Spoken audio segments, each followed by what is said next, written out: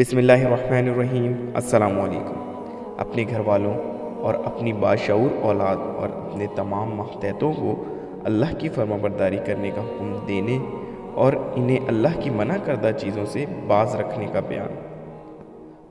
سورۃ طٰہٰ کی آیت نمبر 132 میں اللہ تعالیٰ نے فرمایا، اپنے گھر والوں کو نماز کا حکم دو اور اس پر قائم رہو۔ التحریم کی آیت نمبر 6 میں اللہ تعالیٰ نے فرمایا، اے ایمان والو، بچاؤ تم اپنی جانوں کو اور اپنے گھر والوں کو آگ سے۔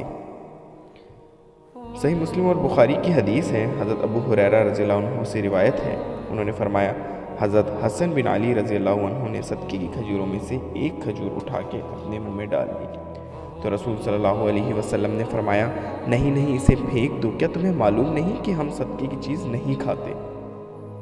بخاری اور مسلم کی حدیث ہے، حضرت ابو حفص عمر بن ابی سلمہ عبداللہ بن عبد الاسد رسول صلی اللہ علیہ وسلم کے پروردہ یعنی ام المؤمنین حضرت ام سلمہ رضی اللہ عنہا کے بیٹے سے روایت ہے کہ میں بچہ تھا اور رسول صلی اللہ علیہ وسلم کی زیر پرورش تھا اور میرا ہاتھ کھاتے وقت پیالے میں گھومتا تھا تو رسول صلی اللہ علیہ وسلم نے مجھ سے فرمایا، اے لڑکے، اللہ کا نام لو، بسم اللہ پڑھو، دائیں ہاتھ سے کھاؤ اور اپنے قریب سے کھاؤ۔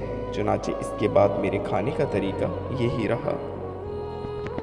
بخاری اور مسلم کی ایک اور حدیث ہے، حضرت ابن عمر رضی اللہ عنہ بیان فرماتے ہیں کہ میں نے سنا رسول صلی اللہ علیہ وسلم فرماتے تھے، تم سب کے سخت ذمہ دار ہو، تم سب میں سے ہر ایک سے اس کی ذمہ داریوں کے بارے میں پوچھا جائے گا۔ امام حکمران ذمہ دار ہیں اور اس سے اپنی رعایا کے بارے میں پوچھا جائے گا۔ آدمی اپنے گھر والوں کا نگران ہے، اس سے اپنے اہل خانہ کے بارے میں پوچھا جائے گا۔ عورت اپنے خاوند کے گھر کی نگران ہے اور اس سے گھر میں رہنے والے بچے اور دیگر افراد کے بارے میں پوچھا جائے گا۔ خادم اپنے آقا کے مال کا نگران ہے، اس سے مال و اسباب کے بارے میں پوچھا جائے گا۔ چنانچہ تم سب اپنے اپنے دائرے میں نگران اور ذمہ دار ہو اور سب سے ان کی اپنی اپنی ذمہ داریوں کے بارے میں پوچھا جائے گا۔